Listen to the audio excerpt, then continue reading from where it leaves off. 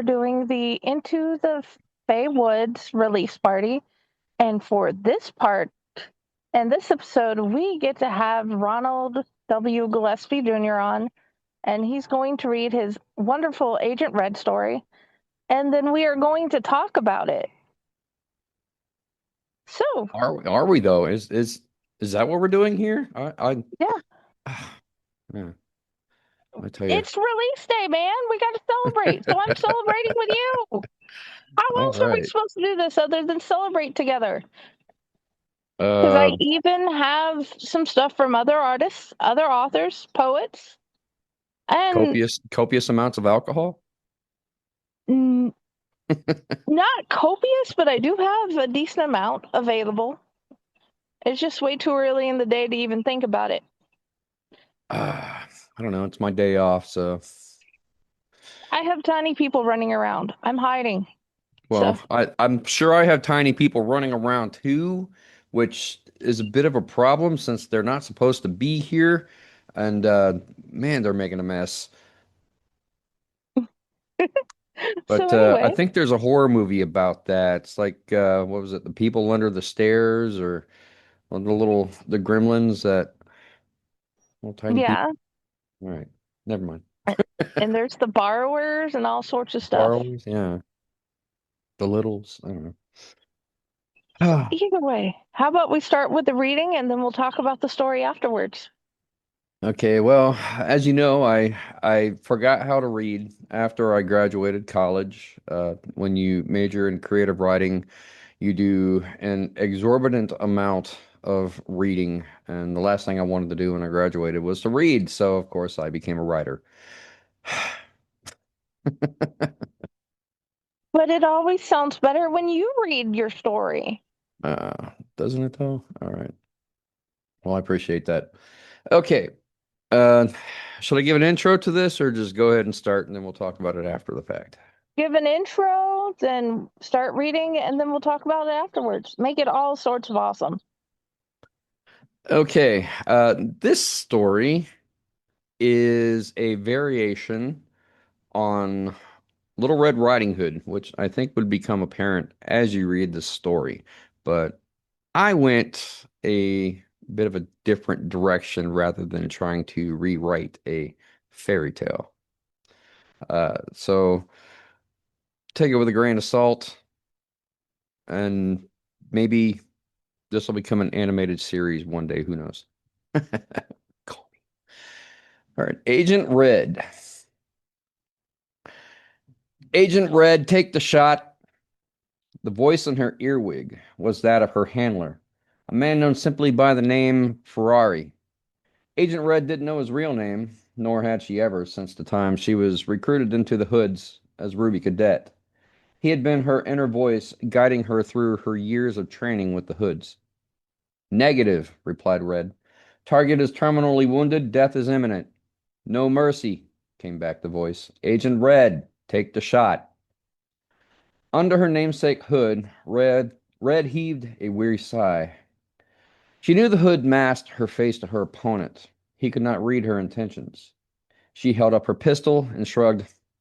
Sorry about this, she said to the boy who lay on the ground in front of her.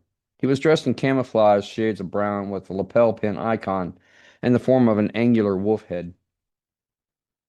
The boy had a look of sheer terror on his face, knowing his own demise stared at him directly in the face in the form of Red's pistol barrel. No! He shouted as he tried to cover his face, but it didn't help. Red shot him in the head. The boy had meant to say, not again, but had barely gotten past the no when the splatter pellet did its job, spraying his face in a shade of crimson. The wolf icon on his lapel began flashing to signify the hit and the end of the training exercise. Crap, the boy said instead.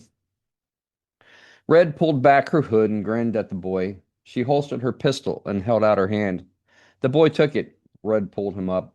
No hard feelings, Rusty, she said. Maybe next time. Yeah, yeah, the boy called Rusty said, dusting himself off. Keep this up and you'll make the Crimson Elite in no time. Only one more year before I'm eligible to join, said Red, with a smile on her face. I'm sure you'll get there someday. You're a good agent. Not as good as you, Rusty said. I've just been at it longer, Red replied. It was true. Rusty was a new blood. And in the Hoods, blood meant family. But today, Rusty was playing the enemy, the wolf pack, hence the brown camouflage and wolf head icon. Red remembered her days nearly 5 years ago when she was in Rusty's shoes and another blood had knocked her on her ass. At some point, all Hoods went through it. Come on, let's get cleaned up for mess, she said, slapping her training partner on his back. A little less than an hour later, after Red had showered and changed out of her training uniform and into her more comfortable sweats, she heard that oh so sometimes annoying voice in her ear. Red, see me in my office, please. Red rolled her eyes. And don't roll your eyes at me, the voice broke in. Red made a point to look up at the corner of the hallway she was walking through to find the nearest security camera, and very blatantly rolled her eyes at it. She stuck out her tongue for good measure. Nevertheless, she veered off in her direction to the mess hall towards Ferrari's office. Ferrari's door was open when she arrived. She waited outside the threshold until he signaled for her to come in. Agent Red, he said. Ferrari was a tall, very toned, athletic man. Red had no idea how old he was, as his perfectly trimmed black hair and beard revealed nothing. Sad thing is, Red found him quite attractive, but an insufferable twat in his personality and no nonsense, always do everything by the book attitude. Despite the fact he was an asshole, Red respected the guy. He'd proven himself to be a top-notch fighter, a good strategist, and a halfway decent leader in battle. But despite all this, Red still gave him shit because she knew deep down inside he respected her skills just as much. Red said nothing, waiting for the taller man to speak. Agent Red, Ferrari started. Explain to me the tier levels in our organization. Red was taken aback by the question. Excuse me? She responded. What? The levels, what are they? Red had no idea where this was going, but she answered the question nonetheless. There are the rubies. These are the kids between the ages of 6 and 12, newly recruited into the organization. Then the scarlets, age 12 to 16. The bloods, ages 16 to 20. And finally, the crimsons, ages 21 to 25. Correct. And do you know why there is a large age gap for the rubies than the rest of the tiers? Because not all kids are recruited at the same age. They need to prove their mental maturity before they're allowed to move up to the next level. Also correct, Ferrari said. Now, with that in mind, why do you constantly act like a ruby? You were appointed to Agent Red status for a reason. You're supposed to set the example, what we want the other recruits to strive for. But your constant flippant attitude and rebellious actions make me question that decision. Red's mouth dropped agape. She could not help but hold back a scoff. Excuse me? She said again. Agent Red, why do you consistently question my orders?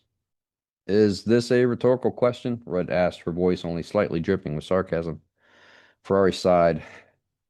He pinched the bridge of his nose to relieve the tension headache he felt coming on, the same tension headache he felt every time he had to deal with Red. Rather than responding, he shooed the question away. I'm sure you know by now why we exist as an organization. I shouldn't have to explain it to you. The Hoods exist as a peacekeeping organization throughout the land, not entirely law enforcement, but we do support the local law enforcement agencies. We exist to combat corruption and tyranny and make sure justice and equality are preserved. The Hoods are a private military organization funded by a consortium of anonymous benefactors. There is a system of checks and balances in place so that no one person gains too much control over the organization, and in this manner, we can operate under our own cognizance.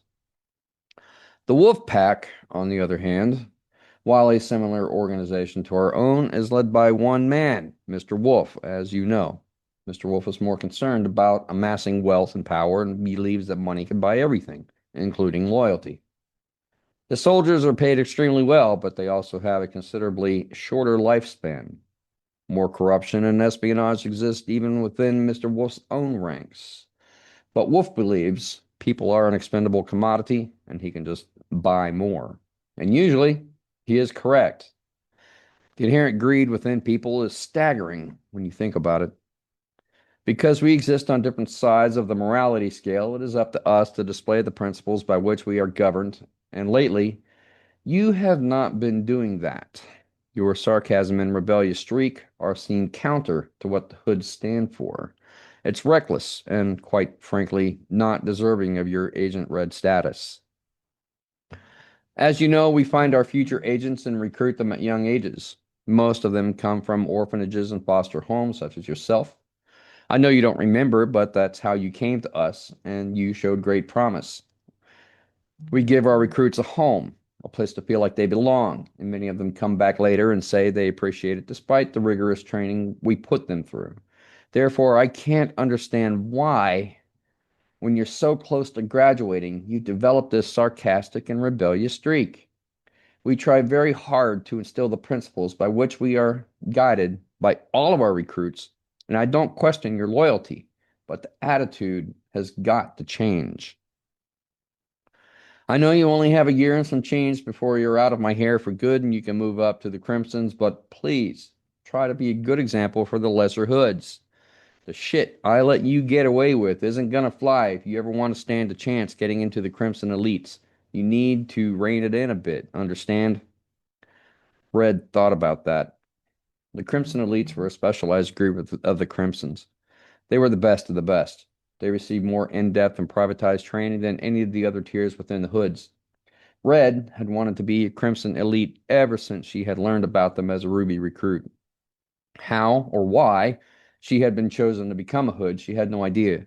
She was much too young to understand how she came to be there at the training facility. All new Hoods are recruited at a young age, usually around 5 or 6. They were all given code names upon initiation into the organization. They only knew their fellow recruits by their code name, and most of the time they never learned what their given name was. Agent Red was a different case, however. Agent Red was not technically a name, but a title given to a designated leader that spanned the 4 tiers at the training facility. Red's original code name had been Rose, and while most of her teammates and upperclassmen and organization leaders knew it, most people still referred to her as Agent Red, or just Red. There had been many other Agent Reds before her, but Red doubted any of them had been as rebellious and problem-causing to their superiors as she was. She considered it a point of pride. Red, are you listening to me? Ferrari's voice broke through her reverie. Huh? What? Said Red. Sorry, you must have bored me so much I dozed off. She flashed a quick smile. Ferrari sighed heavily and rubbed his temples. Apparently, some lessons must be learned the hard way, he said. Just for that, I'm assigning you to take the rubies into the Darkwood for the training lesson. Red threw her head back in disgust and grimaced. "Ugh, not the rubies, anything but the rubies," she complained. Come on, Ferrari, let me take the Scarlets. They at least listen to me. The rubies are like herding cats. Maybe next time you won't question me when I give an order. Ferrari shrugged. Red groaned again. She knew there was no way out of the assignment. If she tried to resist, as she would ordinarily do, she knew Ferrari could make it even worse for her. She had heard tales. One of them involved the desert sands of Burning Lake. Red shivered at that thought. She'd take the Darkwood any day over Burning Lake. Fine, she relented. When? Right after mess, Ferrari grinned. Run nighttime maneuvers for the pre-Scarlets and forestry lessons for the youngers. Red dropped her head. I hate you so much right now, she said. Good, Ferrari's grin grew. I'm glad we came to this understanding. He gave her a little wave, dismissing her. See you in the morning. The look on his face was truly vexing to Red, but knowing that saying anything else might triple the punishment, she squared her shoulders and heel-toe turned to leave the office. Mess was over way too quickly, with Red sitting there alone at her table stewing over Ferrari's punishment. Reluctantly, she finished her meal, made her way back to her quarters to pack her overnight trail bag. Going into Darkwood alone was no problem. She had done it many times on training exercises with the other Bloods. If all she had to do was spend the night by herself, she could have handled that easily and probably have gotten a great night's sleep. But if the latest batch of Ruby recruits were as bad as she had been when she was Ruby, there was nothing about this trip she was looking forward to. She was well versed in tracking, hunting, archery, and living off what the land provided. But now she had to teach those same skills to a bunch of 6 to 12-year-olds with fleeting attention spans and a general lack of common sense. Red felt the only difference between these rubies and her when she was a ruby is at least she had had common sense, but kids these days. With a final heavy sigh, Red slung her pack over her shoulders and closed the door to her quarters to head to the wing which housed the rubies. It seemed an interminable amount of time later when the rubies had finally gathered outside the training center in the main lawn. The sun was already setting, and much to Red's dismay, there was also no moon tonight, which meant the path into the dark wood would be especially dark. They would have to rely on night vision and not much else. It seemed to take hours for all the kids to have their bathroom breaks, double check their packs, go grab what they had forgotten, and then regroup in the lawn, all the while Red's patience slowly dwindling. Red began to understand the tension headaches Ferrari always seemed to have whenever she was around him. She pinched the bridge of her nose. The tension did not go away, but Red ignored it and took a head count mentally. This cadre was 8. The numbers usually changed depending on how many kids were recruited at a time. Some years were more, some less. 8 seemed manageable. Listen up, Rubes, she began. While Rube was an abbreviation of Ruby, everyone at the training facility also understood it to be a derogatory term that older recruits would use on the younger ones, meaning uneducated and oftentimes easily fooled or gullible. Some of the older rubies had already learned this the hard way, but fortunately, some of the younger rubies still had no idea. They'd learn, but they also knew enough not to say anything when an elder used the term against them. The rubes stood loosely in a malformed line with the aid of the tallest boy in the group, who seemed to be their unspoken, agreed upon leader. Red took note of this tidbit of information. Once they lined up, they gave their attention to Red. We're going to be camping tonight in the dark wood. How many of you have not been to the dark wood before? Raise your hand. Red waited. Not surprisingly, 6 of them raised their hands. The 2 who didn't were clearly the oldest in the group. One of them was the tall boy Red had pinpointed as their leader. You two, said Red, motioning the 2 who had not raised their hands. How old? The taller one standing at the end of the line spoke for them. We're both 12, the boy said. Pre-Scarlet, he added. Good, said Red. You're my team leads. I need you to do your best to keep the younger ones in line. We all know Darkwood can be dangerous enough during the day, but doubly so at night. What's your names? He's Jules, said the taller boy, and I'm Cardinal. And the rest of you, said Red, roll call. Tell me your name and age. The girl standing next to Jules had mousy brown hair with a cute elven face. I'm Robin, she said. I'm 10. Next to her was a slightly taller girl, on the thin side with blonde hair just past shoulder length, pulled back and braided into a ponytail. Carmine, she said, also 10. Next to Carmine was a shorter boy, but what he lacked in height, he made up for in width. His hair was disheveled as if he had just woken up from a deep sleep, and consciousness still evaded him. The somewhat lackadaisical look on his face did nothing to change this impression. He had the misfortunate appearance of someone who looked like they had no idea what was going on. But to Red's surprise, he spoke up. Brick, he said. I'm 9. Despite his facial expression, fortunately Brick's physical appearance was looming and could be considered intimidating to some. Red thought this juxtaposition of passive facial expression and physical presence could make Brick a very deceiving opponent. Red made another mental note. Then another boy next to him, taller and rather athletically fit for his young age. I'm Phoenix. I'm 8. The girl with dark hair next to Phoenix said, I'm Burgundy, also 8. Finally, the smallest girl, who looked almost too shy to speak, said in a quiet voice, I'm Claret. I'm 6 years old. Claret, said Red, you think you'll be able to handle this? You know it could be dangerous. If you're not ready, I can let Ferrari know you stayed behind. The look on Claret's face flashed fear. She already knew what would happen if a recruit did not participate in a training exercise. Children were recruited for a reason. One of those reasons was bravery, the ability to step up and face harsh situations. Regardless of the fear of the task, the fear of Ferrari's wrath for not taking part was infinitely worse. She'll be fine, said Burgundy. I'll watch out for her. Good enough, said Red. With that, she began pacing up and down the line to address the entire group. All right, Cardinal, get your troop in line, and on my sixth, follow me. Once we get just inside the wood, we'll do a quick briefing. Understood? Roger that, said Cardinal. Red didn't wait for Cardinal to apply the orders. She simply did the heel-toe turn and began to head off into the direction of the dark wood. She didn't look back to see Cardinal motioning the kids into formation to follow her. The hike to the edge of the wood was a quick one. It was a clear summer night, and there was no wind or humidity, so the weather was comfortable and cooperative. Red didn't need any aid to navigate the path to the woods. She had traversed it many times on her own and knew it by heart. The group traveled quietly, which was a surprise to Red, expecting the youngers to be chatty. But Jules led the cadre, directly behind Red, and Cardinal slightly off to the side of the group to handle the fidgeters. Red could see already Cardinal had leadership potential as the younger kids seemed to follow him instinctively. Or it could also be the general fear of the activity quieting the kids as many tales of the dark wood had spread throughout the ranks from other recruits' previous experiences. Red suspected a little of both, but probably more so the fear. Regardless, they made it to the edge of the dark wood without incident. Standing just outside the tree line, Red turned to address the group. All right, listen up. From here, we go in stealth mode. No talking, no chatter. As quiet as you've been trained to be. When we get a little further in, we'll brief the mission and set up camp. Everyone got it? Red waited, and each member of the cadre gave a half-hearted salute. Good, she acknowledged. Now, hoods up. With that, she pulled her own hood over her head, making her face nearly invisible in the moonless night. The other recruits did the same. Red turned again and began down the path that would lead them deeper into the dark wood.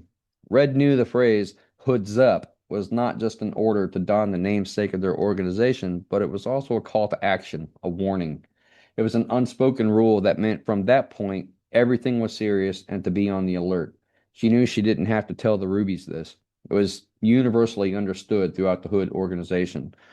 Those who failed to learn it quickly often did not live long enough to see the next sunrise. Now, with hoods donned, they moved silently and as one functioning unit down the path that would lead them deeper into the wood. The sounds of the night boomed around them with insects chirping and buzzing. Nightlife critters wrestling through the foliage, twigs snapping, and branches in the trees above them swishing from whatever wildlife lived among them. Red's eyes played back and forth imperceptibly. She took it in as she walked, her own feet barely making any sound at all, as she had been taught to move. The younger rubies, unfortunately, were not quite as adept at the movement as she could hear their feet still swiffing the dirt beneath them. Glancing behind her, she noticed Cardinal, alongside Claret and Brick, trying to show them the proper technique of how to place their feet to walk in stealth. This made Red smile a bit, remembering her own lessons.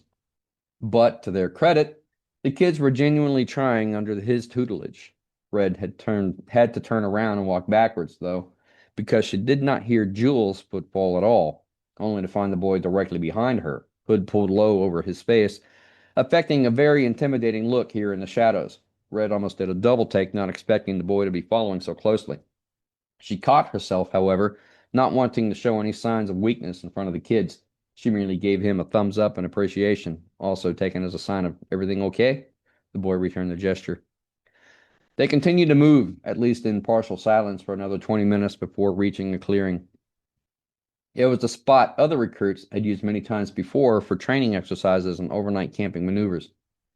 Fallen trees had been cut and formed into a perimeter of the clearing to create a makeshift campsite with a fire pit in the middle, currently covered with dead leaves and twigs.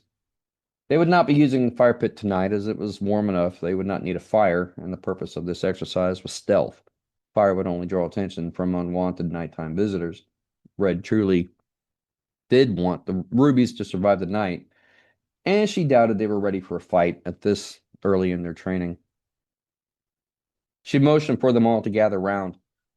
They all huddled close to her. Without removing her hood, she spoke softly. Ferrari has given us a task to prove we spent the entire night. Red scanned the group and found the girl called Burgundy. Burgundy, do you know what a cherryhead mushroom looks like? I do, the girl replied. Good. I want you to take Brick, Phoenix, and Claret with you and gather as many of the cherryhead mushrooms as you can find. That's your task. Think you can handle that? I can, Burgundy replied. Whatever you do, don't eat them, said Red. They're poisonous as hell, and they will make you sick, if not kill you outright. Burgundy gasped. Apparently, she had not heard that bit of news before. You'll be fine, said Red reassuringly. If you get sick, I have an antidote in my pack. I will teach you how to make it in a later lesson, but for now, just get the mushrooms. Burgundy saluted to show she understood. Red returned the salute. For you other four, Cardinal, Jules, Robin, and Carmine, you're with me. We have a separate task. Are you familiar with the blood-fanged snake? Again, there was an audible gasp from the group. Apparently, they had heard of the blood-fanged snake. Cardinal spoke up. I'm familiar with it. Our task is to capture as many as we can, but not kill them. Ferrari wants to use their venom for potions and serums. The venom is great for coating arrow tips and dagger blades. Catch them and sack them. I have vials of tranquilizer. Once you get the snake in the bag, dose it with a few drops, and the tranquilizer will put it to sleep for several hours. Whatever you do, try not to get bit. And I'm assuming you have an anti-venom on you in case one of us does get bit? Cardinal asked. Red did not answer right away. She half-heartedly shrugged. This caused concern in Cardinal's face that even Red could see in the low light. You have anti-venom, right? He asked again. Red hesitated, choosing her words. Well, it wouldn't be considered survivalist training if I gave you all the answers now, would it? If you get bit, we will make do with what we have around us, just as you would in any real-world outside situation. Right, said Cardinal, so don't get bit. Got it. He didn't look happy, but said nothing more. The truth was, Red did, in fact, have the anti-venom, had made it herself, but it was better to let them sweat it out, knowing how serious this training was. Obviously, she wouldn't go into a training mission unprepared. But she didn't need to tell them that, at least not right away. Hey, spoke Red, it's my job to make sure you all survive the night and make it back to the training center in one piece. And that's what I intend to do. You have my word. She looked around the group, waiting for them to show they all understood. Once she was satisfied, she continued. Now, one more thing. Try to stay as close to the path as you can. Don't let it out of your sight. It's very easy to get disoriented here, especially with no moonlight to guide you. If you do stray too far from the path, trust me, everything in this wood will kill you. And I don't want to have to explain your death to Ferrari for your own stupidity. Understood? The Ruby saluted again very half-heartedly, but Red decided to let it slide. Red paused, letting the weight of the task sink into her charges. When she spoke again, her voice was slightly lighter. Tell you what, if you do a good job, I'll reward you. I'll take you to grandmother's house for milk and cookies. This seemed to have the desired effect, as her faces instantly brightened with the possibility of getting to meet the famed grandmother.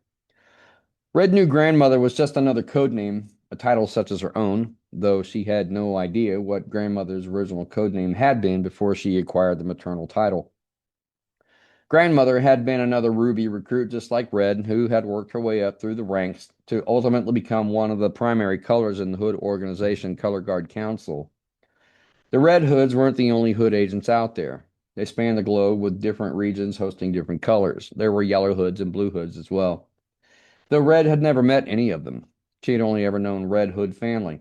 Though grandmother had long since retired from the Hood organization, she always welcomed the new recruits to tell stories of the past. Tales of her homemade cookies were legendary. But before the reward must come the task. Snapping back to the present, Red looked around at her group. Okay then, gear up. Do what you need to do. We break in 5. With that, the recruits went about their own task, whether it was taking swigs from their canteens, a quick nourishing snack, praying, or prepping their own weapons, but they were already within 5 minutes. Once they were reconvened, Red spoke again. All right, only hand communications from this point on. Keep the talking to a minimum. Whistle the signal if you get in trouble, and we will come running. Try to stay where I can see you. While we have 2 different tasks, we're all heading to the same place. The Black River runs through the heart of the dark wood. It's about a click distance. The mushrooms grow around the trees that line the banks. The snakes make their homes in the rocks in that area. With it being dark and no moonlight, they're going to be hard to spot, so tread lightly. Stay safe and hoods up. Red already had her hood up, as she had never removed it, but some of the youngers had removed theirs during the break while they had gone about their task.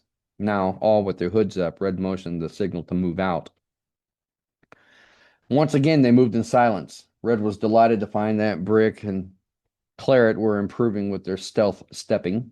This time she was also more aware of Jules following closely behind her.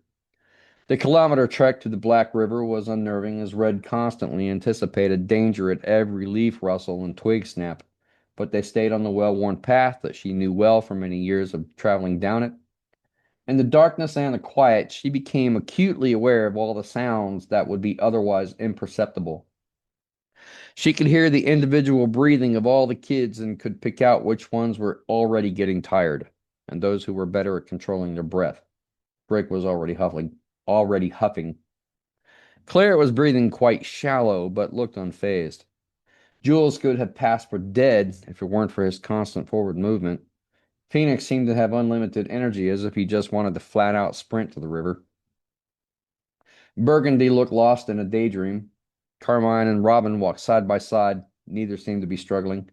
Out of the eight, only Cardinal seemed to be taking in the surroundings as Red was. He still walked slightly to the side of the group, but he was alert and ready for action. Finally, they heard rushing water in the distance. Red let out a deep breath she had not realized she had been holding. It was echoed in the sentiment of the group, all showing relief for reaching their destination. Within a few minutes, they were standing in the grayish-black sands of the bank. Red had seen the sand in the daylight and knew the monochromatic side of the sand was just as dismal as it appeared on this moonless night. Yet, even though they had made it safely to the bank, the heaviness of the night loomed around them in a bleak, ominous presence that was slightly off-putting. There was no safety here. Red scanned her group and realized she was not the only one feeling that discomfort. The Black River lived up to its name, as the water that ran past them was so dark they could not see into it. With no moonlight, its surface also did not reflect much. Red couldn't even see her own reflection in the water. She figured it was a good time to take a breather and let the kids rest before starting their tasks. Red pulled her canteen from her pack and took a sip. The water felt cool and refreshing on her tongue. The kids followed suit, taking drinks from their own canteens. Without speaking, Red tapped her wrist to indicate time, then put up 5 fingers to indicate a 5-minute break. The kids understood. Red took the moment to stretch and work the kinks that had been slowly knotting up her legs and lower back. Red noticed Claret watching her and trying to mimic their movements. Red slowed her movements down as if to say, like this. Claret corrected her movements. While going through the stretches, Red noticed Cardinal and Jules standing away from the group near the tree line they had just come through. She held up a finger to Claret, motioning her to stay there. Red approached the two boys. In a hushed whisper, she said, "Report." Cardinal spoke. "Something isn't right," he said in the same hushed whisper. "What do you mean?" asked Red. "We're not alone," the boy responded. "How do you know?" "Mostly intuition, I guess. I can feel it. I think we're being followed." Without her face changing expression, Red's body went into a state of heightened awareness. She scanned the darkness. She focused her hearing, trying to pick up any slight detail she may have missed. And there it was. Red couldn't quite place what it was that was different, but the noises of the wood she had heard earlier had changed somehow. The rustling through the bushes sounded noisier. The insects were not chirping and buzzing in the same patterns as before. The change was so slight it wouldn't be discernible to the untrained, but Red was not untrained. She had spent many hours training in these woods. She knew them better than most other recruits she had come up with through the ranks. "You're right," she said at last, "but it still doesn't change our goal. Let's get these snakes and mushrooms and head back to the campsite as quickly as possible. Whatever is out there hasn't made their presence known to us yet, and when they do, we will be ready." Cardinal said nothing, but he nodded and did the same heel-toe turn Red had used to regroup with his fellow recruits. Red swept the area once again with her eyes, but still did not see anything out of the ordinary. But now her whole body was on alert. Something told her before the night was over there was going to be trouble. She just didn't know what. Not too far away, on a ridge overlooking the clearing where Red and her cadets were prepping, a young boy about Red's age, dressed in camouflage, lay on his belly and peered down at the group through a pair of high-tech binoculars. "Lugo, report," said the voice in his ear. From my vantage point, I see one agent and 8 cadets, sir. His voice was a whisper, but that apparently did not seem to impede the message being received by the voice on the other end of his earpiece. Rubies? There was a short silence. Then, doesn't seem like much of a fair fight. Oh well, you have your orders. Yes, sir. Take prisoners and interrogate. Report when you have something. With that, the voice in his ear cut off. Lugo looked around to his left and right. Situated several yards away from him on both sides were his teammates. 3 to his right, 4 to his left. Lugo was in the middle at the highest vantage point for scouting. His teammates were waiting for his orders. Lugo did not speak, but used his practice hand motions to indicate his plan. The camouflaged boy to his right gave a thumbs up, then motioning to his team members on the left, he gave the motion for them to watch and stay put until the signal was given for them to act. They were the younger boys in the group. Their role was primarily to watch and learn, and only engage when necessary. Lugo knew this and had assigned them another role instead of primary engagement. The boy on his left also gave his thumbs up. Now, with his men on the same page, Lugo held up his fingers to count down. Back in the clearing, Red and her cadets had finished their 5-minute break. Red silently gave the order to move out. They all knew their task. Burgundy, with her group in tow, fanned out, moving toward a copse, a small group of trees further away from the bank. Red motioned to an outcropping of rocks that jutted into the river a bit upstream from their current location. Once reaching the rocks, she motioned to Jules and Cardinal. The 2 boys joined her. Stay here, she whispered. I'm going to do some reconnaissance. The 2 boys saluted, and Red heel-toed away from them, darting off swiftly, disappearing into the darkness. Up on the ridge, Lugo had given his countdown, and the 3 boys to his right moved in unison, leaving their surroundings, keeping low into the bushes where they had the best cover. They could see the cadets ahead of them as they peered around the trunks of trees, performing their duties. Lugo stayed slightly behind them, watching their progress. The younger rubies seemed completely oblivious to their approach as they turned over rocks and pulled up moss looking for the coveted mushrooms. It was no problem for Lugo's men to assume positions surrounding the younger group, waiting on Lugo's order to make their move. Once all the boys were in position, Lugo gave the order, gesturing with a quick, decisive hand motion to advance.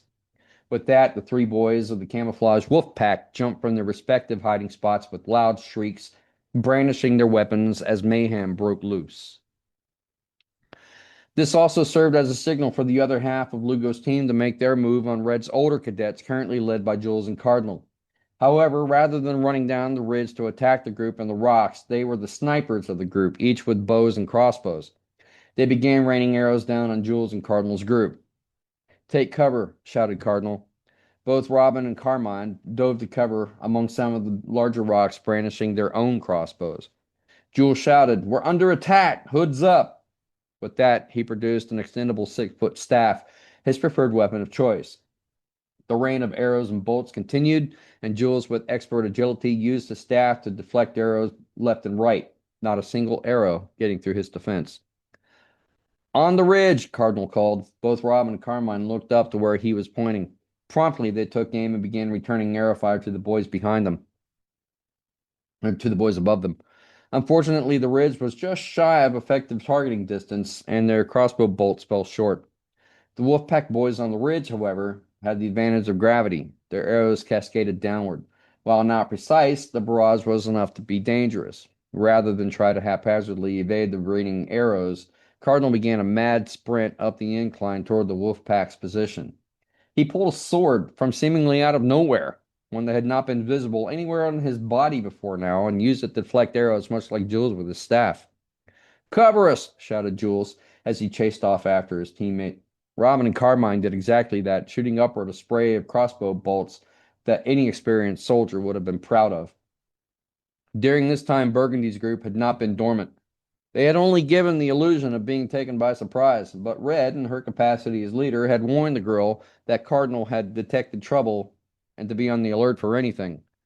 When the 3 Wolfpack boys had jumped out from their hiding spots, Phoenix was the first to react, dodging a crossbow bolt that would have clearly knocked him off his feet, possibly incapacitating him.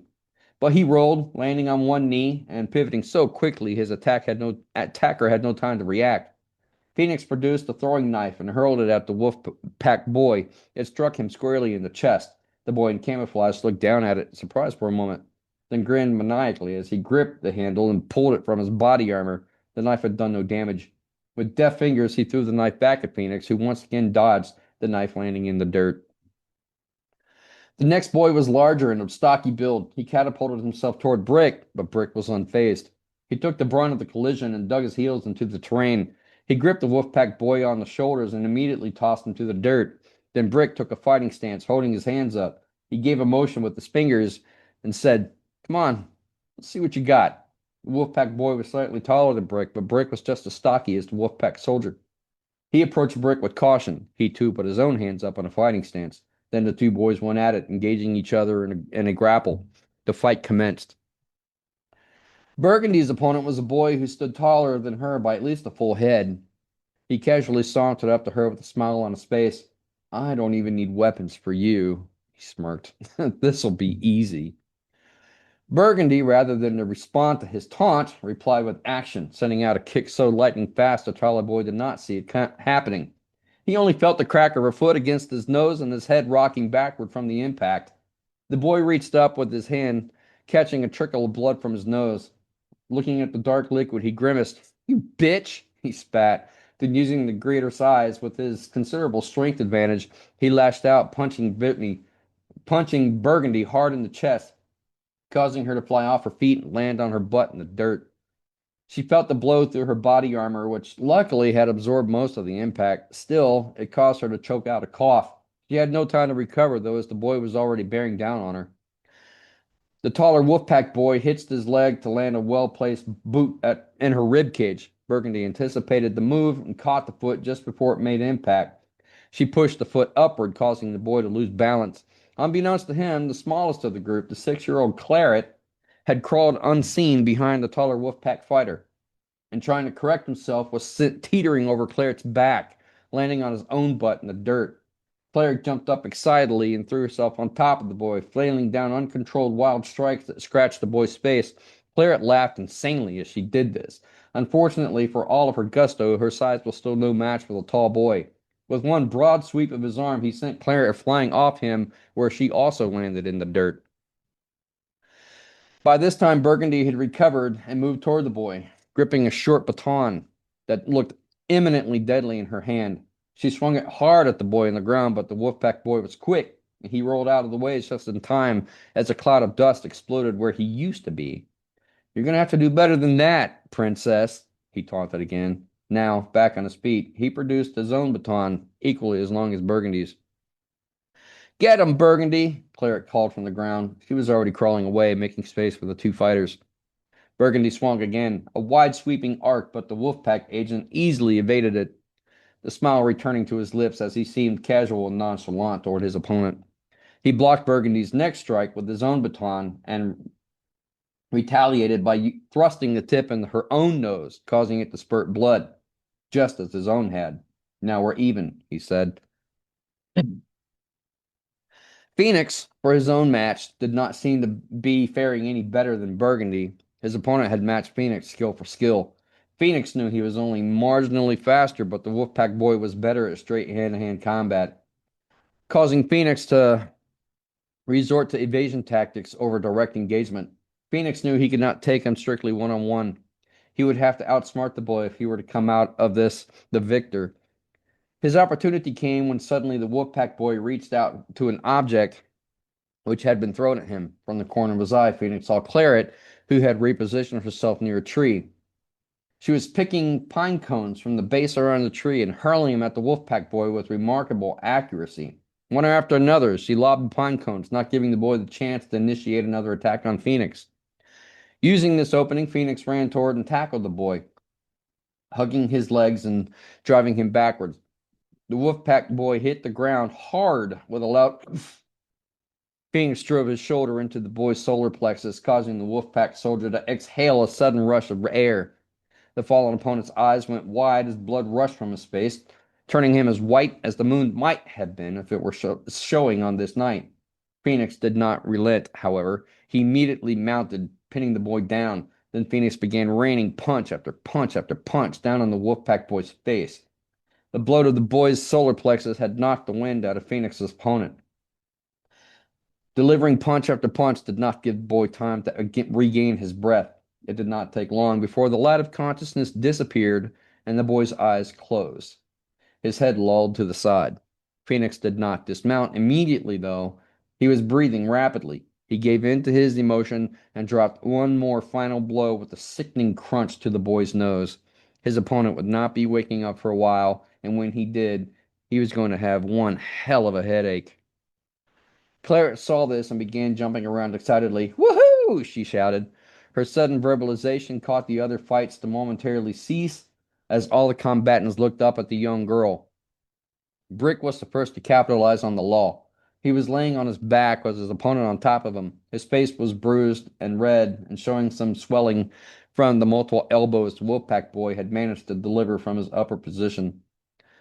They had been engaged in a wrestling match which had virtually gone to a stalemate, both being of equal size and strength. When the lull happened, Brick took the opportunity and struck up with an elbow that rocked his Wolfpack opponent's head back.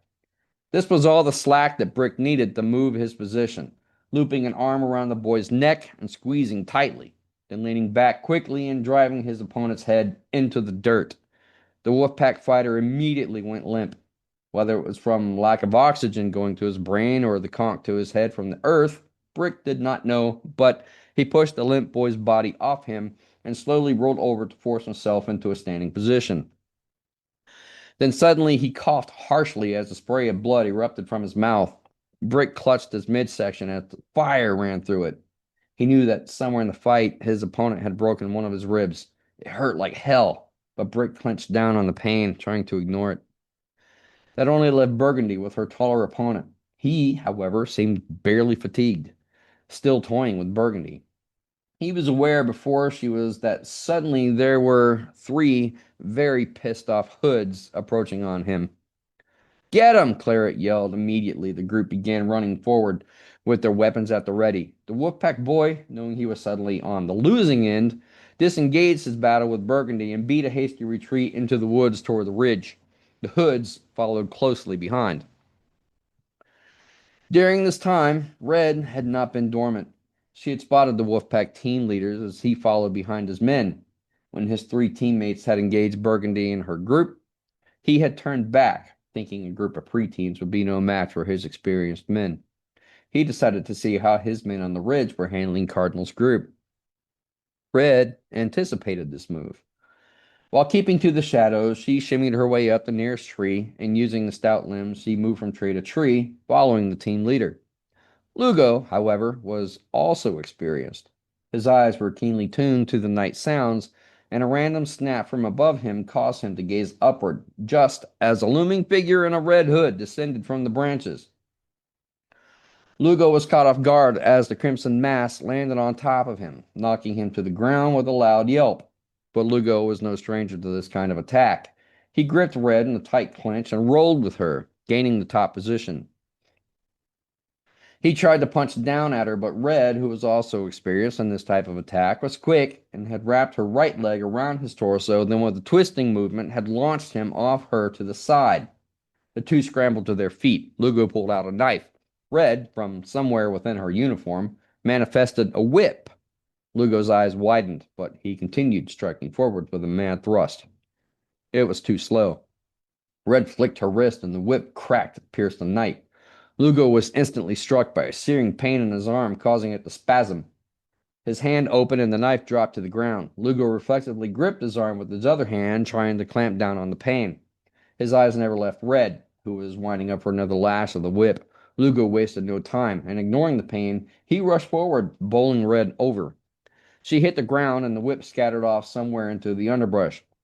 Lugo jumped, expecting to land on top of Red, but was caught by Red's boot when she brought her foot up and placed it into his midsection.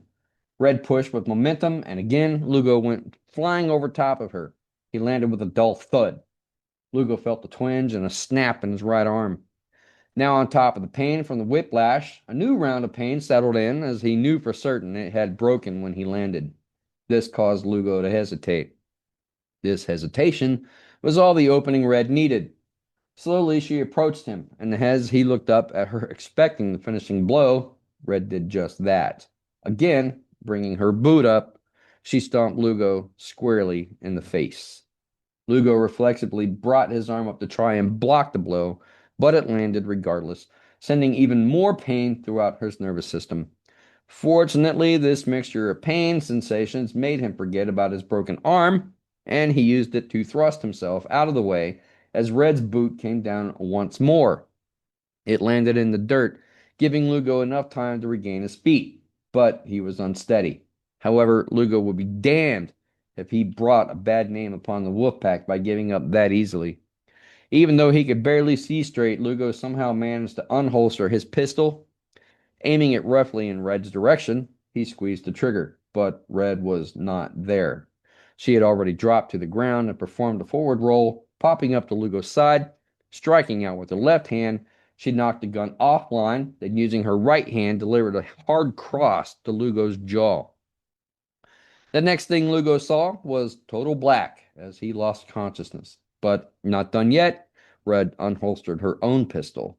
She took aim and squeezed the trigger. She shot the boy in the head. This time, it was not a splatter pellet. After Red shot Lugo, she returned to the tree where Burgundy's group had left their unconscious opponents. She repeated the process with her pistol, shooting each of them in the head with the tranquilizer darts. She then dragged each boy to the base of the tree, and using a long strand of paracord, she tied them to the trunk. The tranquilizer darts would last for hours, but even if they woke up, it would not be going anywhere anytime soon. The paracord was engineered to be unbreakable. Red made certain to search through the Wolfpack's uniforms for any other weapons. Anything she found she thought could be used to free them, she tossed deeper into the wood. Finishing her task, she returned to Lugo, who still lay unconscious exactly where she had left him. Using more paracord, she bound his hands behind him. While the tranquilizer darts were formulated to keep the victim asleep for hours, Red had a contingency plan precisely for situations like this.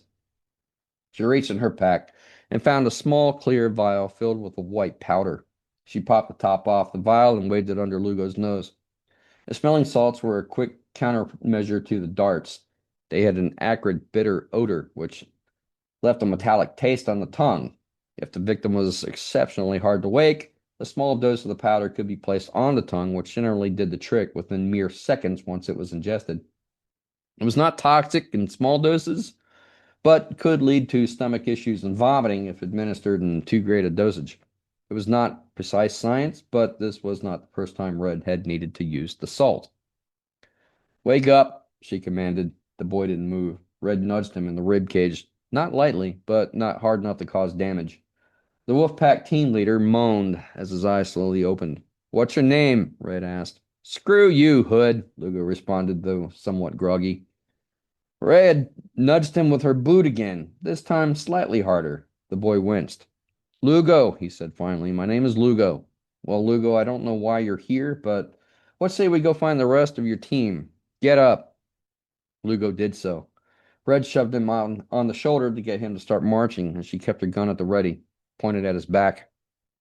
On the other end of the river, Cardinal had succeeded in a mad dash up the incline to the ridge, with Jules close on his heels. The Wolfpack agents who had originally been shooting at them had to give up their positions to engage in more close quarters combat. Cardinal and Jules had emerged at the top of the ridge, landing in an enclosed clearing with the four Wolfpack soldiers surrounding them. Cardinal and Jules stood back to back, Cardinal with the sword, Jules with the staff. They swung their weapons with precision, parrying any attack the Wolfpack group tried to engage. It was the four Wolfpack against the two Hoods. The Wolfpack moved in unison, circling their opponents, who stood at the center of the clearing. Had it not been for Cardinal's sword and Jules' staff, the Wolfpack soldiers might have been able to capitalize on their position, but the two Hoods were well trained with their weapons. Both sides knew it was only a matter of time before fatigue set in and one of them would falter. Something needed to happen to sway the direction of the fight. That something happened when Burgundy's taller opponent burst through the brush at the ridgeline, stopping short as the situation played out in front of him. He had no time to aid his fellow wolf pack, as mere seconds later the four Hoods Burgundy, Cadet, Phoenix, and Brick entered the clearing behind him. For the briefest of moments, the fighting ceased while the four wolf packs surrounding Cardinal and Jules took in the arrival. Cardinal seized upon the opportunity and shoved the wolf pack closest to him. The boy stumbled backward and hit the dirt. Cardinal, now with an opening, took off like a shot, racing toward his fellow hoods. Jules, quick to assess what was happening, did the same. The taller wolf pack that had been fleeing from Burgundy's group rejoined his own pack. Now the two forces lined up on opposite sides of the clearing, facing each other in battle-ready stances. No one spoke. Even the sounds of the dark woods seemed to have quieted just for this moment, waiting to see what happened next. That answer came in the form of Carmine and Robin.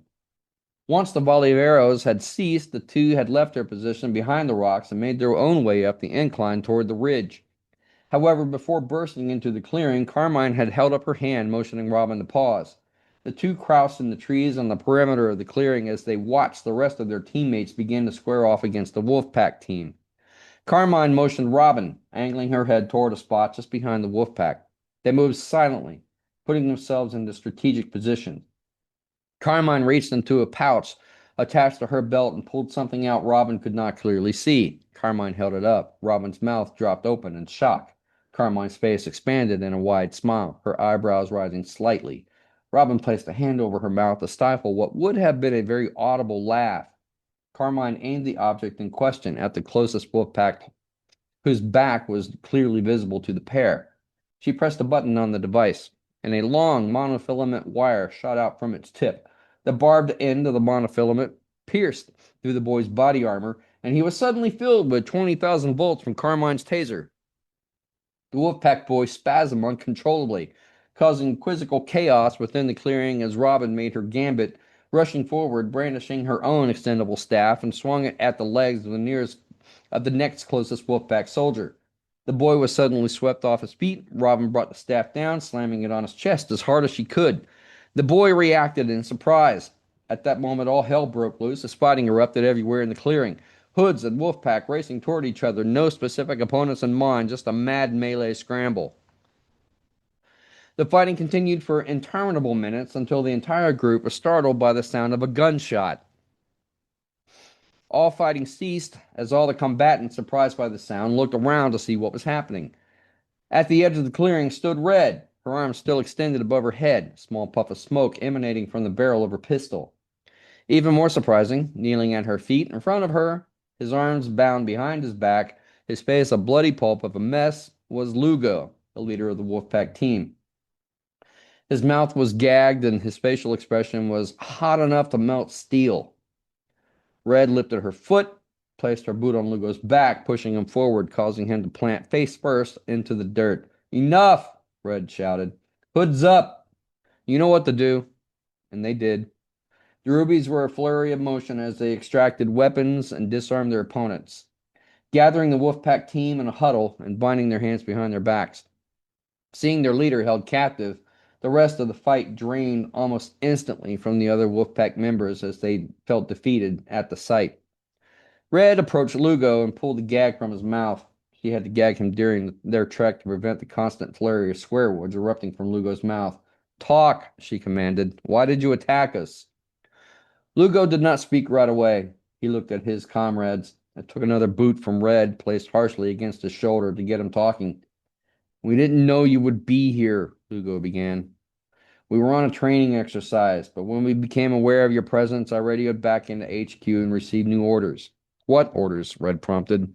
"Capture and subdue, then interrogate." "Interrogate for what?" Agent Lugo paused, not wanting to answer. "Interrogate for what?" Red repeated. "The location of Grandma's house," Lugo responded, sounding deflated. "Ha!" Red chortled. "That's never going to happen. I'd go to my grave before I ever give up that information." Lugo shrugged, but said nothing. "Looks like the tables have turned. Now you are our prisoners." Red addressed her group. "Get them up. Training exercise is over. We have a new mission tonight. We're taking them to a safe house. We will let Ferrari figure out what to do with them." This statement sent ripples of excitement through the rubies, as it was rare that any rubies ever received an actual mission. Most did not get their first mission until they had graduated Scarlet, and at such a young age, the location of things like safe houses had not been made known to them yet. Knowing that they would be on guard duty against an experienced group of wolf pack was indeed a step up in their career paths. This excitement drove them as they gathered up their prisoners. It didn't take long for the Rubies to have the wolf pack team standing in a straight line, all bound by one long strand of paracord. Once ready, Red announced, "March." Slowly, the two teams exited the clearing, amid low grumblings and several choice swear words muttered under their breaths of the prisoners. Under her hood, Red smirked, though she knew no one could see it. After the group had made their quick side trip to gather the two Wolfpack agents Red had tied to the tree, the 9 hoods and the 8 Wolfpack prisoners all made their way through the dark wood to the safe house, the location of which only Red knew. The rays of dawn were just starting to poke through the veil of night as Red and her entourage arrived at the safe house. The house itself was very close to where they had been in the dark wood, a simple straight shot, but following protocol, Red had led the group on a roundabout, confusing path filled with turns and loopbacks until even her own group did not know where they were. The safe house was nondescript. It looked merely like a small log cabin out in the middle of nowhere, surrounded by nothing of noteworthiness. Red knew that was the point. There would be no landmarks to tell anyone looking for the safe house how to get there. To anyone else just happening upon it, it would give no outward appearance of what purpose it served. It was just a log cabin in the wilderness. As expected, the door to the cabin was locked. Red knew this was a good thing, as it meant nobody had been here. Not that it mattered. The cabin was filled with so many defenses that if someone had tried to break in, alarms would have gone off at the Hood headquarters and a team would have been dispatched immediately. No such alarms had triggered, so Red knew they were safe to enter.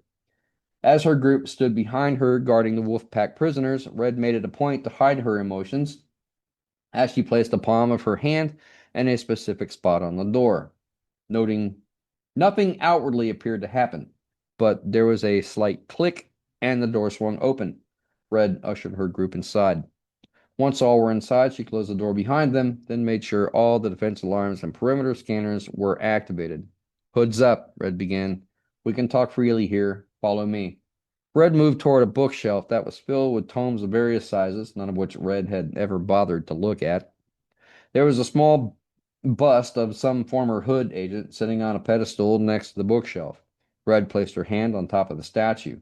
Again, outwardly, nothing happened, but another small click and the bookshelf swung away from the wall, revealing a dark inner area. Red motioned her group to lead the prisoners inside. It was a stairwell. As they moved inside, dim light sparked to life, revealing their path. The Hoods nudged their captives forward down the stairs. The path wound down and around until it opened into a sub-basement. The basement was lined with a series of cells, all constructed with extremely sturdy bars. There were 4 cells in total. 2 in each cell, Red ordered. The Hoods did so, closing the cell doors behind them with muted clangs.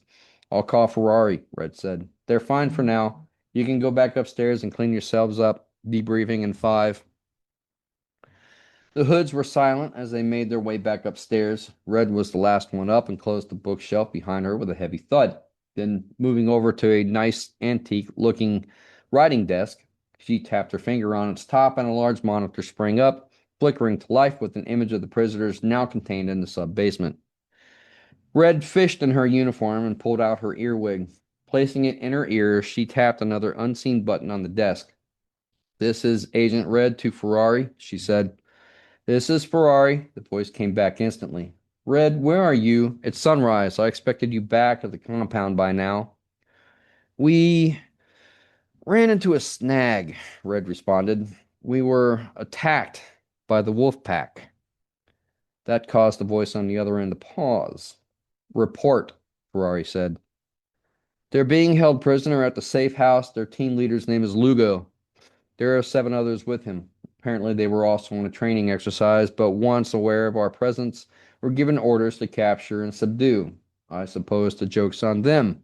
Awaiting further orders, sir." Another pause from Ferrari. "Really? Your pack of rubies managed to capture 8 experienced wolf pack?" "That is correct, sir." Red heard Ferrari cough choke on the other end. Red could practically visualize the man sitting at his desk and spitting out his coffee at the declaration.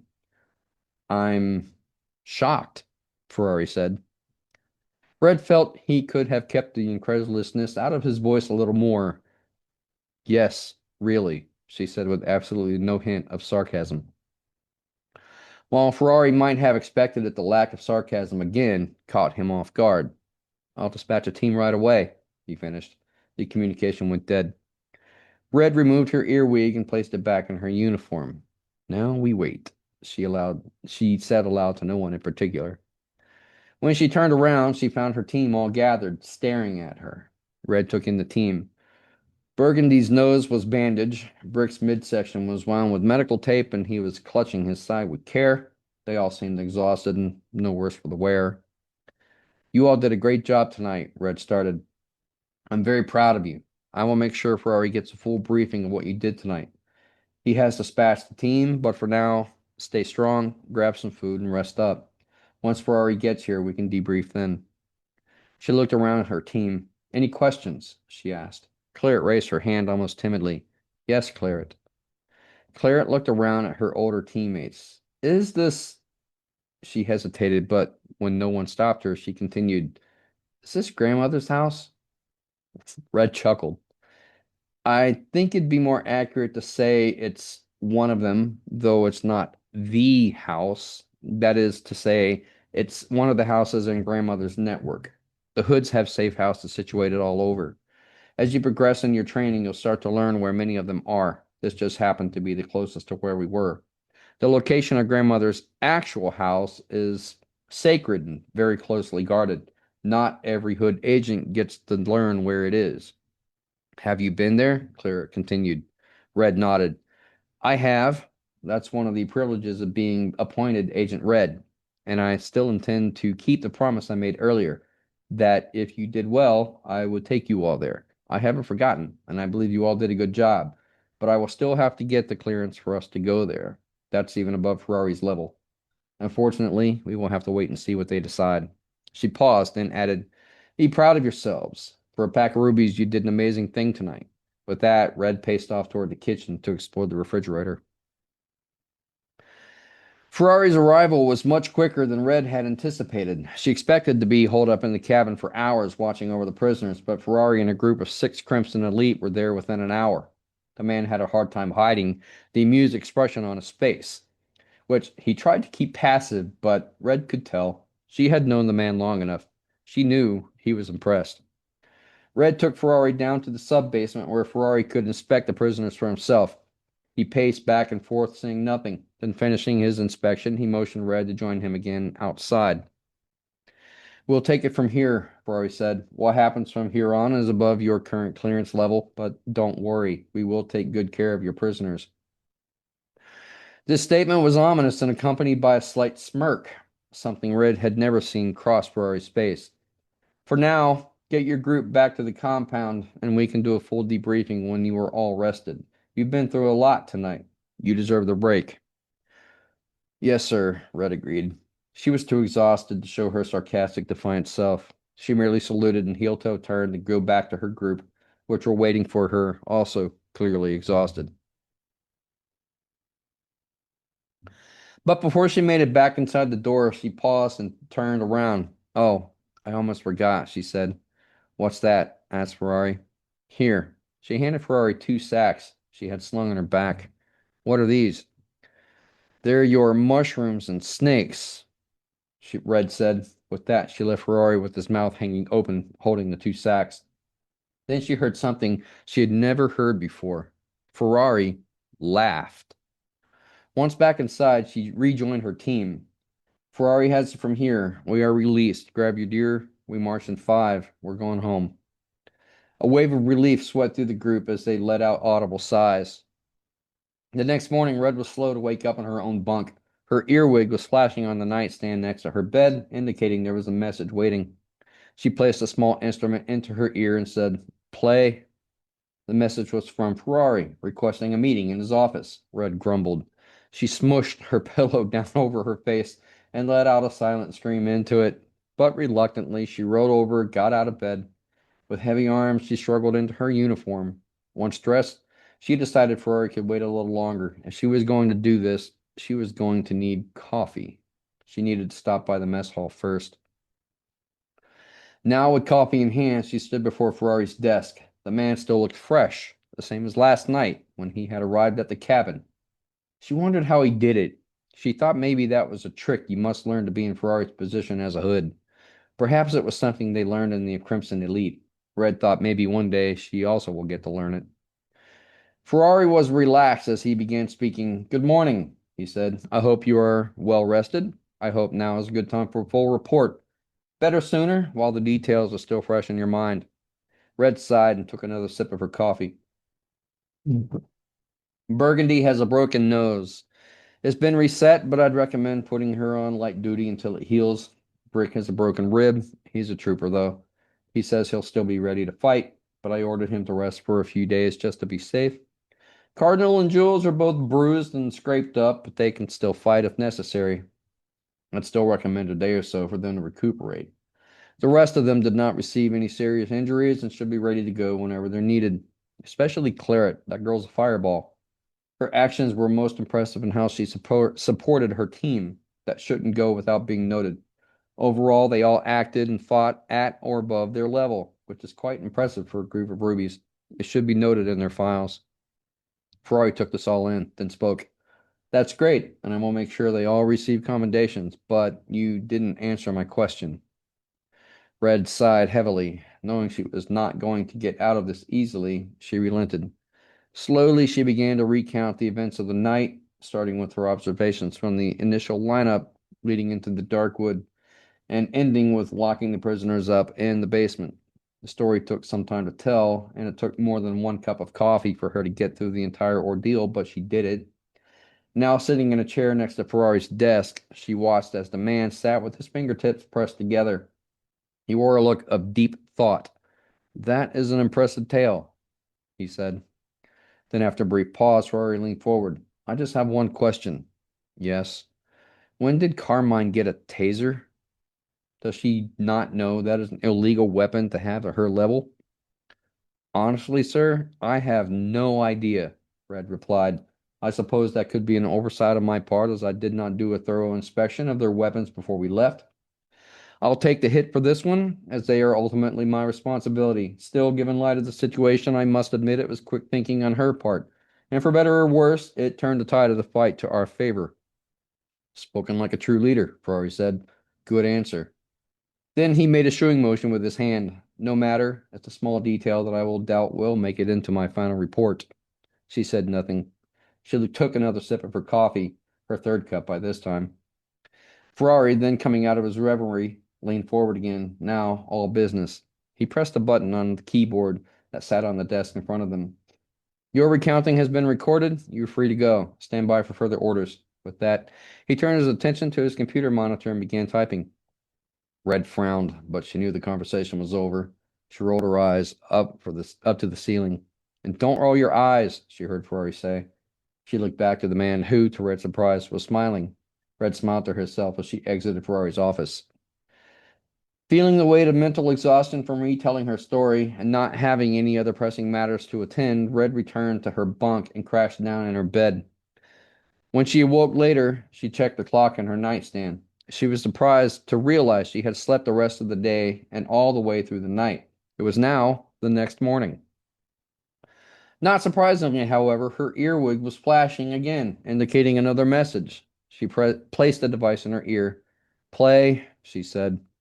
It was Ferrari's voice again, this time requesting her to gather her team and meet in the conference room. As usual, Ferrari gave no other explanation. Within a half hour, Red had the rubies assembled in the designated conference room. The rest seemed to have done them all some good, as the bandages was removed from Burgundy's nose, though it was discolored a bright shade of her namesake. Brick's midsection was still wound with bandages, but he was not clenching them and managed to be seated with minimal effort. "What's this about?" Cardinal started. "We already gave our reports."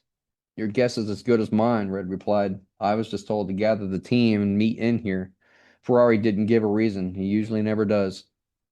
They did not have to wait long for their question to be answered. Several minutes later, the door of the conference room swung open to reveal a tall, slender woman with long black hair braided up underneath a large brim hat. Her skin was pale and her eyes were piercing blue. She wore a smart, neatly tailored white blouse and a long wine red skirt that came down to just below the knees, accompanied by a pair of bright red stiletto heel shoes. Her left arm was looped through the handle of a large picnic basket covered with a white cloth. Red's jaw dropped open. She stammered, "Grandmother!" she explained incredulously. "Agent Red," the lady responded, holding out her hand. Red took it and shook it vigorously. This familiarity was enough to send a shockwave of excitement through the Rubies, as they promptly stood up from their seats and began to salute. Even Brick managed to his feet and properly salute. "Now, now," Grandmother said, "I'm not here for any of that. At ease." The group relaxed, but none of them sat back down. Grandmother addressed Red again. "Ferrari informed me that you had promised the Rubies a trip to my house, but we decided at this stage they're still too young for obtaining that knowledge. We agreed this was the next best thing."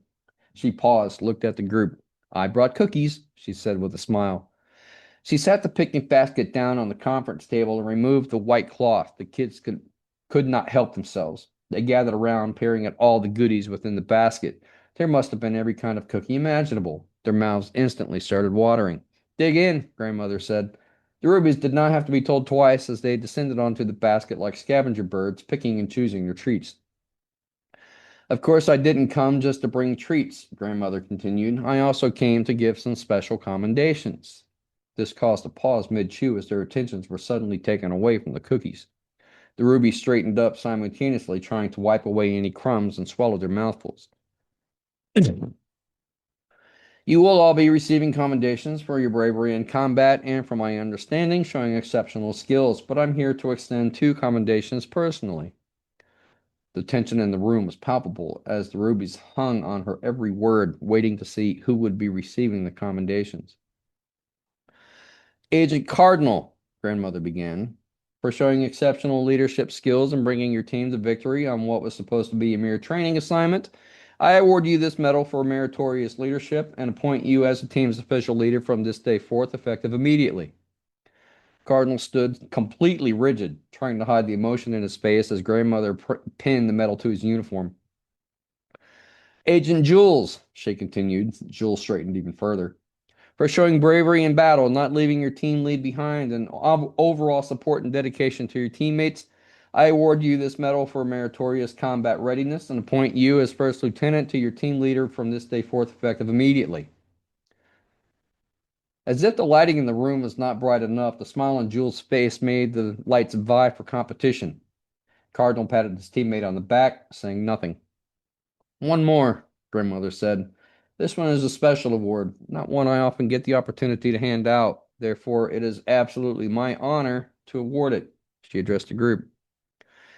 "Agent Claret, front and center." Another wave of shock went through the group as Claret's face turned beet red. She was visibly shaking as she stepped forward. "I am told you showed exceptional skill during the battle, especially for one as young as you. You supported your teammates, and it is my understanding you were the factor that turned the tide toward victory. That should not go unnoticed. It is that kind of quick thinking that we in the Hood organization look for when choosing who will fill the next role of Agent Red. While you're still too young to be appointed as an Agent Red, I would like to personally choose you as a candidate recruit in the Agent Red training path. I will take a great interest in your training, and I expect to see great things." Claret raised a hand to cover her mouth. She could not help but emit a quiet squeak as Grandmother placed the recruit pin on her uniform. Stepping back, Grandmother clapped her hands together. "Now, with that out of the way, let's eat some cookies. I want to hear stories." And then the Rubies lost it. All composure had left the room. They hugged each other and high-fived. Red watched the merriment from off to the side. Grandmother noticed Red standing alone. As the Rubies went back to devouring the cookies, she came over to stand next to Red. "Ferrari told me you didn't want this training assignment." Red said nothing, but she half snorted. "I know it didn't turn out the way you expected, but you did a good thing. You brought a group of barely trained Rubies to victory against an experienced group of Wolfpack soldiers. That's not going unnoticed by the upper leadership." "Thank you," said Red quietly. I'm aware that you have one more year left before you graduate to Crimson. Yes, ma'am. I put in a request to allow you early entrance. You'll be the youngest recruit the Crimsons have ever had. This time it was Red's return to be shocked.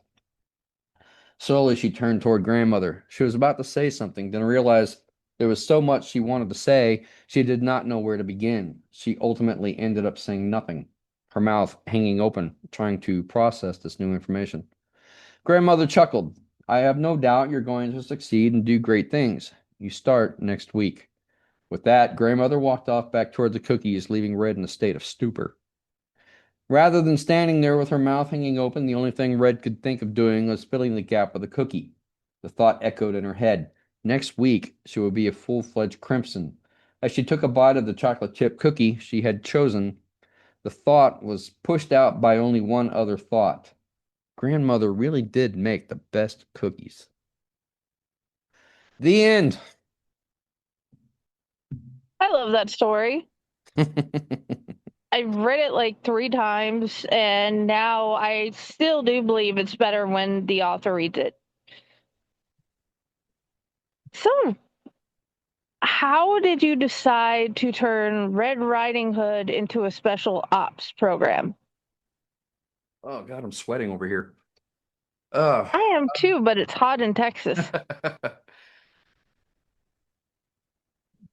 I would have to say, there is a movie, an animated movie called Hoodwinked that may or may not have played a small portion of inspiration in this particular story, though I will neither confirm nor deny that particular bit of information.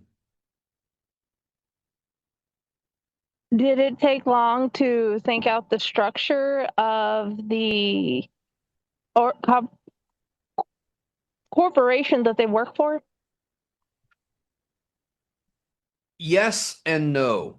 Uh, the Hood organization was fairly straightforward because everything has a red theme. So it was really a matter of doing a Google search for synonyms, aluminums, synonyms, Synonyms. synonyms for red. And then I listed as many as I could, and then decided which would make good names and which would make good tier levels. Then it was a matter of trying to figure out what ages each tier level would be, something that would make some kind of a chronological sense. And there's a little bit of flexibility and leeway, I think, in terms of the tier levels on what ages can belong to what groups, and it may change depending on the recruit themselves. So that wasn't that hard. Uh, the world building aspect of it, I did not put a lot of thought into when I did the first draft of the story. And then after I read the story to my parents, like I usually do with all of my stories, my mom started asking questions. What about this? Or this doesn't make sense. Or what kind of world is this? Or who's this supposed to be targeted for? Uh, there's not a lot of information given. And then I started putting more thought into it. Like, okay, I need more explanation. I need more exposition on what exactly is this world. One of the questions that she asked was, is Red human? Which, in my mind, I hadn't actually thought about this as a question that somebody would ask. I'm like, why wouldn't Red be human? And then I started thinking, like, a lot of the animated films where the main characters are animals.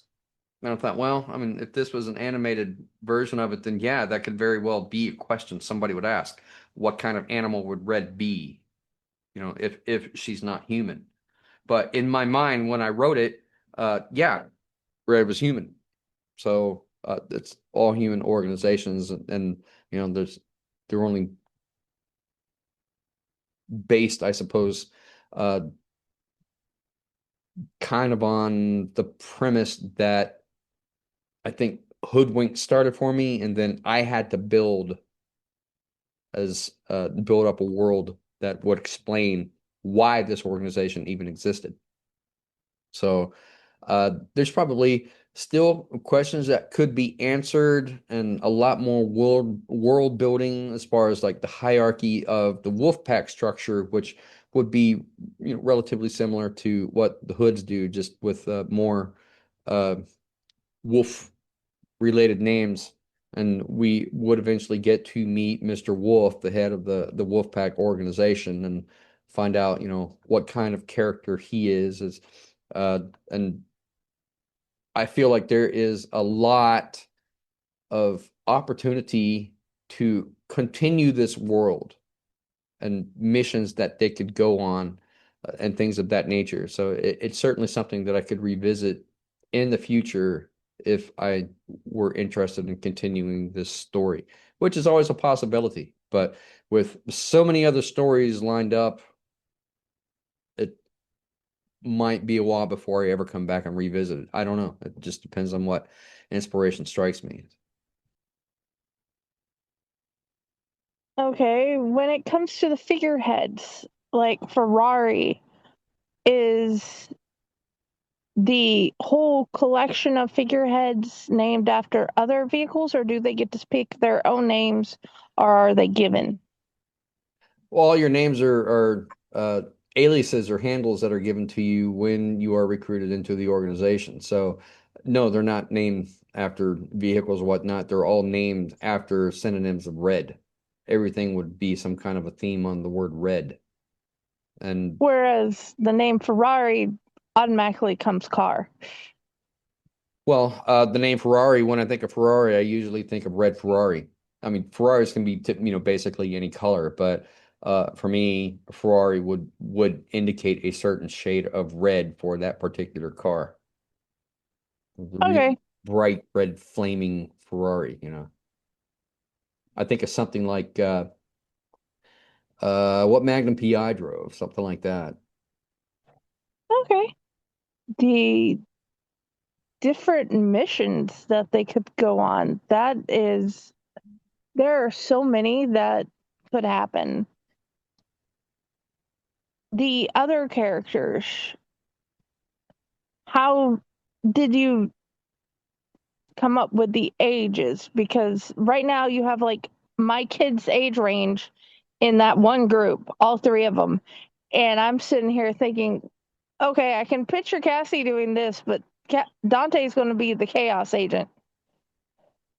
Yeah, that would be Claret or Red when she was a cadet, the Chaos Agent. What, how did you choose the ages? The Ruby Cadets would be the youngest, so they would be the youngest ages. Then it essentially is between every generation 5 to 10 years, which is the age gap between each group, with the Rubies having the largest gap for ages. They can be recruited anywhere from birth on up to the age of 12, as long as they show the mental maturity level to become a recruit. And then each of the other tiers are roughly 5 to 7, maybe 5 to 8 years in gap, with the oldest being in the Crimsons between the ages of 20-ish to 25, 26. Which one was your favorite character? Hmm. Uh,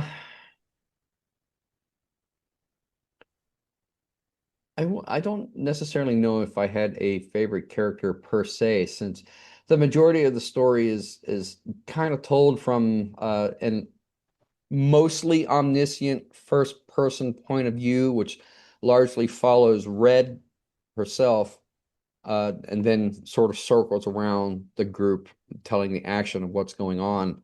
But it would be understood that Red is observing all of this from a distance as she is moving around to support her different groups. Uh-huh. Okay. Is there anything you want the readers to get from your story? I would say so. Uh, a lot of it, I think, has to do with my experience in the martial arts with being able to process pain and uh, the discipline of working through it. They're all in a bad spot. They're all taking their beatings, taking their lumps, you know, getting their noses busted or getting a broken rib. But uh, you learn in the martial arts that you can essentially clamp down on that pain. I'm not entirely certain how to describe that process. You just like make a decision, okay, it's not going to bother me. Yeah, I register the pain is there, but I have a job to do and I'm not going to let the pain stop me. So you kind of you clamp down on that area or you sort of cut off that area from impeding the rest of your body and you just sort of work through it. Uh, I think it's a skill that you learn when you are in uh, a combat training process. So, you know, professional fighters do this all the time. They work through the pain. They have their own ways of essentially clamping down on it to get through it. I wanted this to kind of not so much be like a coming of age story, but for Red realizing that maybe Ferrari's right, that uh, sarcasm and rebelliousness sometimes has to take a back seat in order for the job to get done. And maybe she gains a little bit of maturity from this experience that teaches her how to become a better leader. That sarcasm and uh, rebelliousness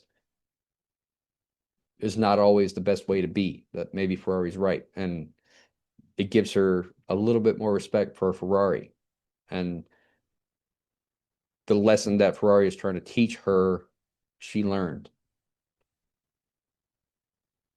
As a reader slash listener, I can say, yeah, I did pick up on the um, idea of taking your pain and pushing it to the back. And I have learned how to do that to a certain retrospect or aspect, but that's also something you have to um, figure out as you go. That some people say there's meditation techniques, others it comes with practice. Either way, I know it takes a whole lot of self discipline. Yeah, most definitely. And you know, that's the thing about getting into the martial arts or any kind of militaristic aspect of training. That's one thing that they try to teach you is the discipline so that you can learn how to do that. Now you have to think that, yeah, these might be kids and maybe they're between the ages of 6 and 10 years old. But if you're recruited at a young age and this is the only thing that you've ever known and this was ingrained in you, you know, practically since you were an infant, then that's what your thought process would be. You don't really know anything different, so there wouldn't really be anything else. You wouldn't know that there's another option. That I agree. Okay, this episode has already had, had not realized how long that story actually is. Yeah, it's very hard to read because like kept having to scratch in my throat this whole time. I was like, but I didn't want to stop or take a break or anything to like try to go get something to drink or clear my throat. So I just sort of plowed through it again, you know. It it was great. Okay, That discipline of, clenching down on your pain. exactly. I would like to thank everyone for joining in on this part of the Into the Fae Woods release party, and I hope you guys enjoyed his story as much as I have.